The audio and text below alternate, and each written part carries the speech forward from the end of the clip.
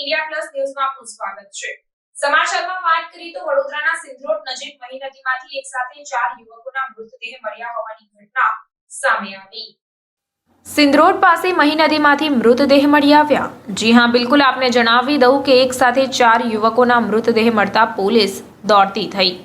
કોટના તરફથી સિંધરોડ મૃતદેહ તણાઈ આવ્યા હોવાનું તારણ બહાર આવ્યું છે, ત્યારે ચારેય યુવાનો નદીમાં નહાવા પડ્યા હોવાનો અંદાજ લગાવવામાં આવી રહ્યો છે।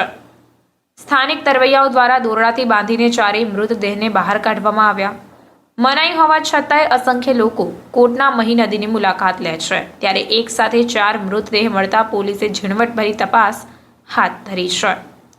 તાલુકા પોલીસે 4 યુવકોના મૃતદેહને પોસ્ટમોર્ટમ અર્થે ખસેડ્યા હોવાની માહિતી પણ અત્યારે સપાટી પર આવી છે।